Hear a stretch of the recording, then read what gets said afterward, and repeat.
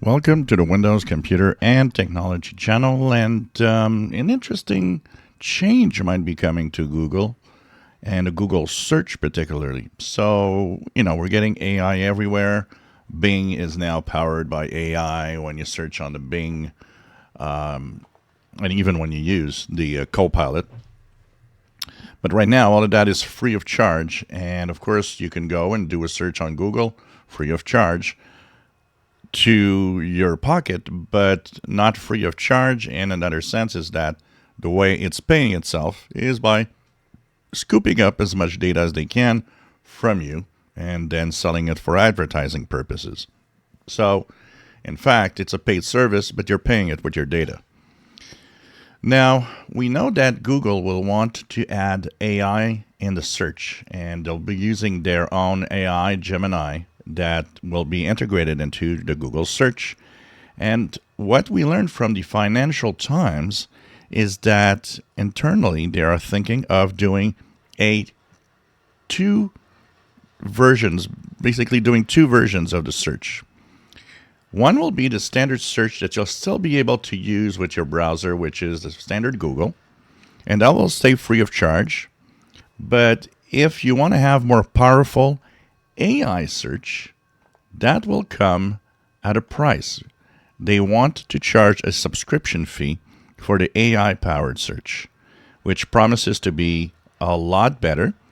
And in return for a paid service, they also say that they won't or will limit the data scooped for ad purposes because you're paying for it. So you'll not get all of that data scooped up while you're using an AI-powered search. So this is interesting. It would be the first time that someone somewhere would say that I'm going to charge you for searching on the web. They say that they do not intend to remove the free search. It will always be available. But the AI Gemini power search would be a subscription. And so this is going to be something to look at. Will it take on? Will they have a lot of subscription?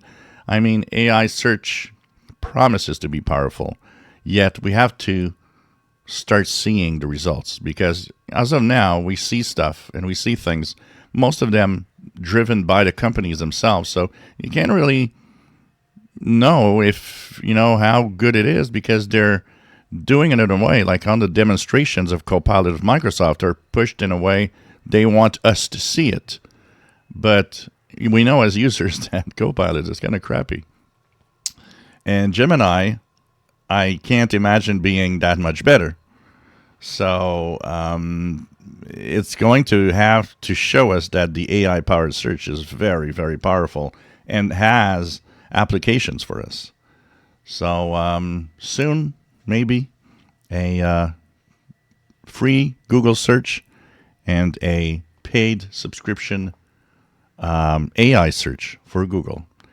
Would you pay for an AI search for Google? That's the question of the day. I'm not sure I would. It would have to give me really, really powerful and interesting features. If you enjoy my videos, please subscribe, give us thumbs up. Thank you for watching.